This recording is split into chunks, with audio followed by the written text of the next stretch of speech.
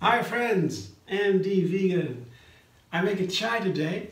Once again, I have already made two other chai recipes. That's an Indian tea. They call it chai. Other countries have that too. Turkish, for example, they also say chai. They write it in a different way. The Indian chai is C-H-A-I, chai. And it is basically black tea. That's what they use. And it can be any kind of black tea. I have a so-called English breakfast. That's a mixture, and all kinds of differences is here. Yeah, about 3 tablespoons.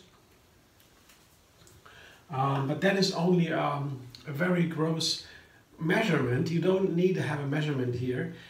Recently saw a short video with a fantastic clip from an Indian woman. She made a chai the Indian way, and I looked a little bit around.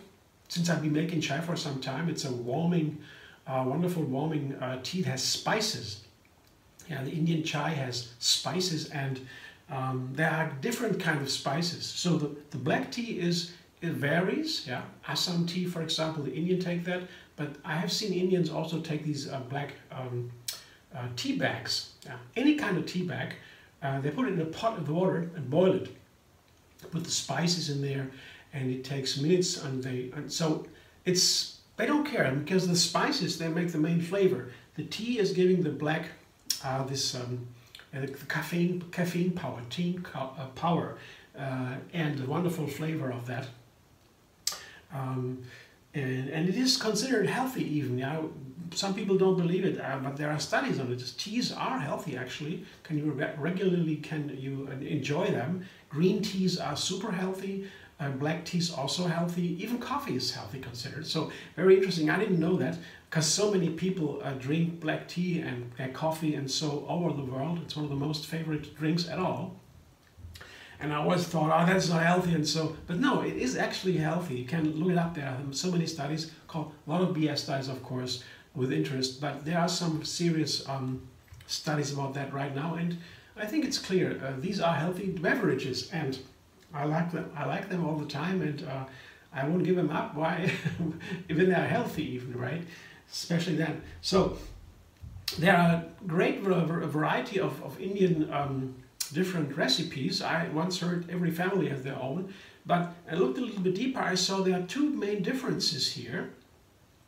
The one is the more Western kind of chai, if I got that right. I'm not an Indian specialist, but from my lecture, from my reading,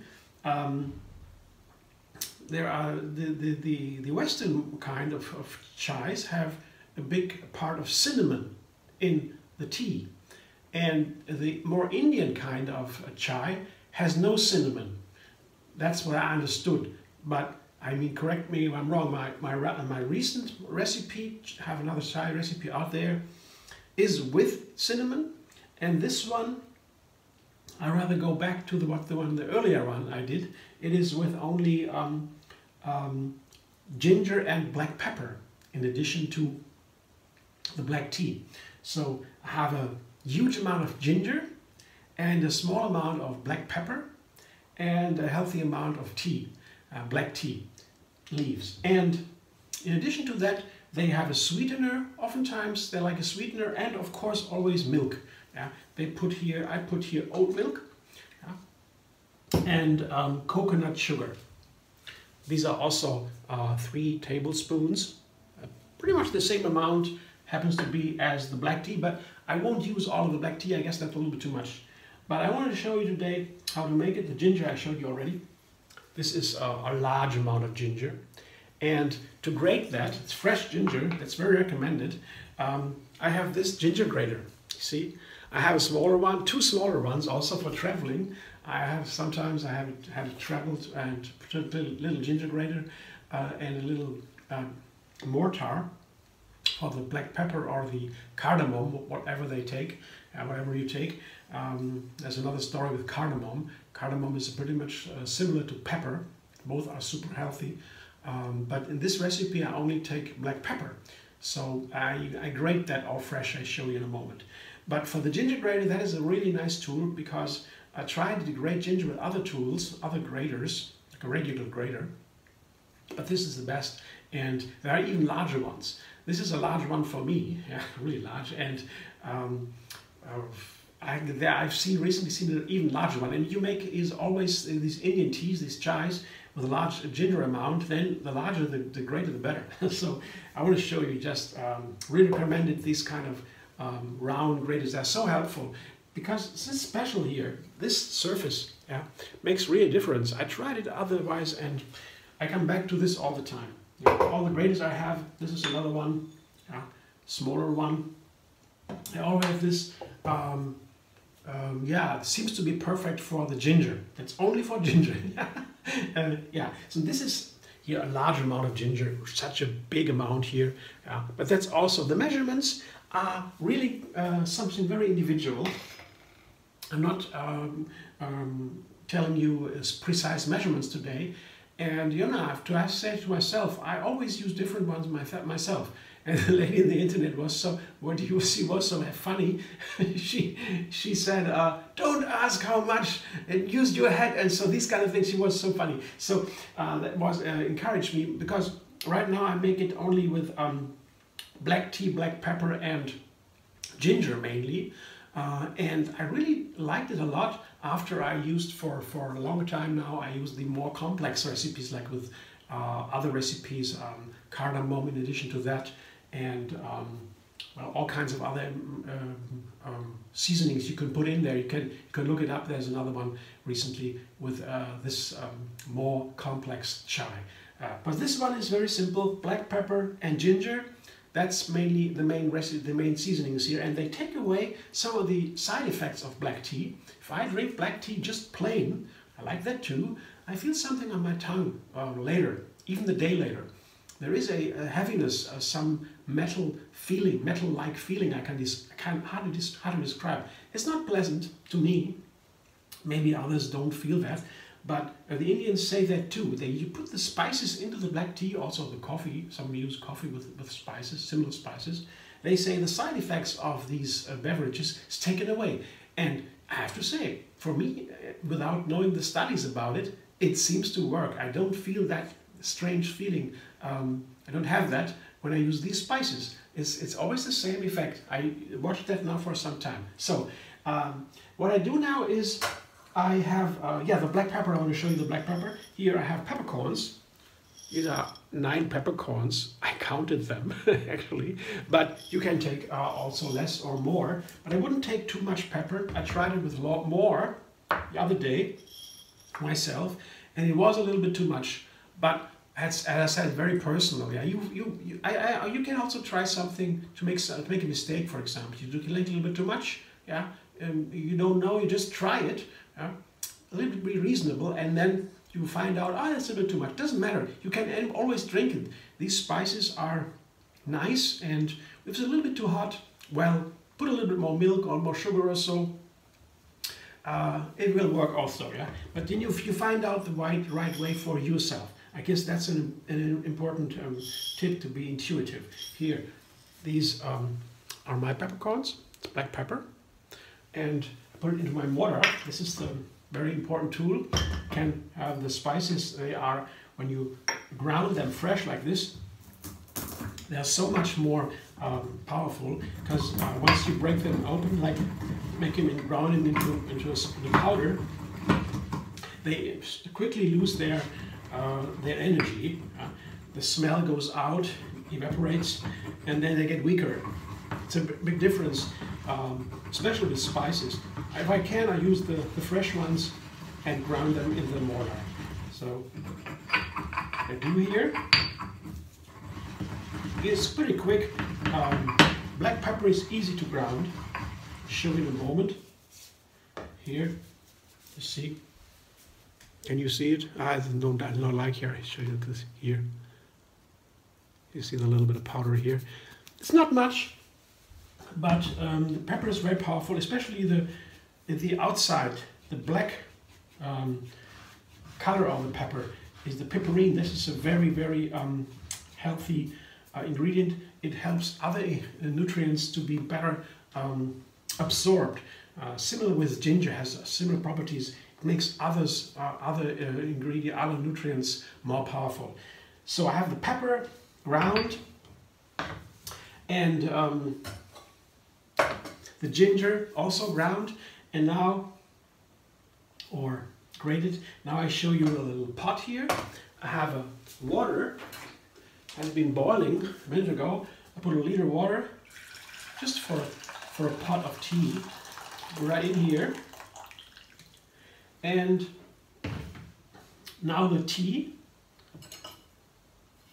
see, this is 1 tablespoon, 2 tablespoons, 3, that's enough. That's a lot already for a liter, it's a lot. But as I said, it's all the same. So what I do now is the tea is in the water. It has almost boiled, it has boiled already. It's just almost boiling and it pulls through now, it seeps. But what I will do now, I put it on a stove, a gas stove here, show you in a moment. And then I put the other ingredients in. And I have to rearrange the film set a little bit. I come back in a second with the boiling water and the tea. So here is the pot with the water on the gas stove. It's now begins to boil, and while it begins to boil, I put the other ingredients in, and that is the ginger goes first here, goes on top of it. Oops.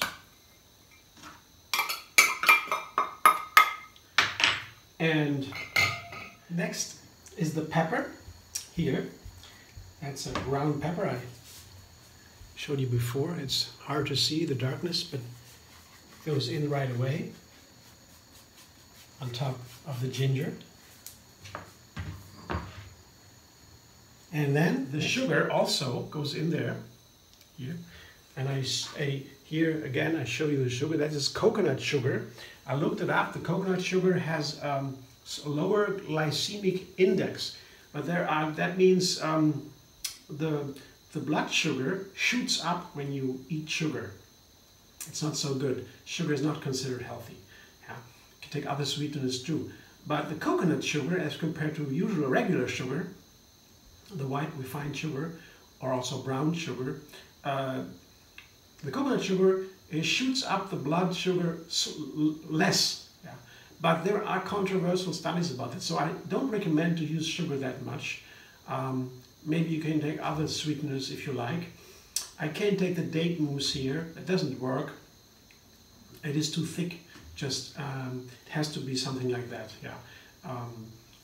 But it is nice to have a tea with the sugar. If you don't want it with sugar, just leave it away. It's no problem. I take a little bit of sugar, and I found that for me, also 3 tablespoons of sugar is a nice amount. So the rest goes back. And now everything is in, almost. Always begins to boil here. I can see it already. It should boil a little bit, not too much. And as soon as it begins to boil, I will put the milk on top of it, and then find out. It has to boil a little bit. And I always thought, while it begins to boil, I can tell you a little bit about it. It gets faster about what I thought before with the black tea. I always thought it's not so good to boil black tea. Yeah, they have certain temperatures on the packages of the tea. They say, for example, green tea has to be 70 degrees, not boiling, and Darjeeling, which has a high green part of tea, is lower than 100, and Assam tea can be longer in the tea, and so on. All these things, the Indians somehow, they don't seem to care about this so much. They just boil it with the black tea, and I think that is due to the spices, because when you have a very expensive Darjeeling tea, for example, I like that too, can't afford all the time, then I cannot boil it because the flavor gets really compromised when you boil the black tea. But as the longer you let it seep in the water, the more these tannins are released in the water, and the bitter it gets. And the bitter effect of the black tea is good again for the stomach if you don't have it too much. So I don't really know so much about it, but it's interesting to me. It was so interesting to see that the Indians really boil their tea, black tea, in the water, they let it boil.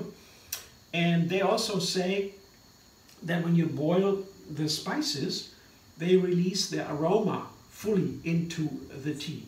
I also heard controversial opinions to that, and I really recently asked another specialist, and he said this question is a question that is not decided. It's always different. Some people say put the spices in right away. Others say put them only shortly before the end of the cooking process. So, and that depends also on the spices themselves. Some spices cannot be cooked that long; they lose their flavor. Other spices should be cooked a little bit longer. So these kind of things, you can find them out for yourself, I think. I don't want to cook spices too long at all, because they may lose something. But a little bit of cooking, I guess, is good. And now it begins to boil here. It begins to bubble. Maybe you can see that. It bubbles up. And that's the right time when I can put in the milk. And then I can taste it. Let's see. See the oat milk.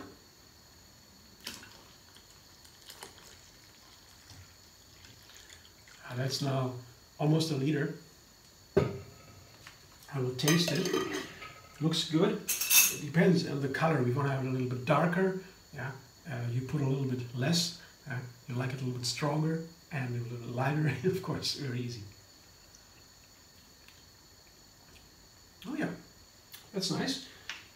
Oh yeah, I can taste the ginger. That's nice. Maybe a little bit more sugar. I have to stir a little bit. One more time. Yeah, a bit more sugar, it goes in there. It's a nice amount of ginger and a nice amount of pepper. That's kind of, I can tell you, that's very nice. The sugar I would take a little bit more. Almost took everything. Because a lot of tea here. It's more than a liter, as 1 liter water and almost a liter oat milk. Yeah, that's nice. I think that's it. Now I will pour it all into a nice container. I have here a little stove with a tea light. Yeah. And I will put my tea into this, the filter. When you make a smaller amount, you might just want to use a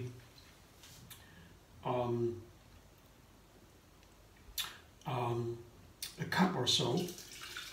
I drink a little bit more during the afternoon here, so I take a larger container for my tea. And that's it. Chilled strainer, and then here we go.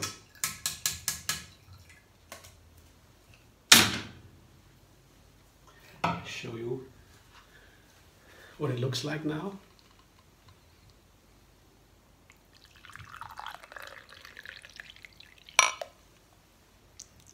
Chin chin chai. Yeah. See. Ah, wonderful, wonderful. Now a little bit smaller today. Yeah. Thanks for watching. I hope you enjoy. If you like my video, subscribe to Andy Vegan on YouTube. Have another recipe every single day, and find me on Facebook, Instagram, Pinterest, and Twitter.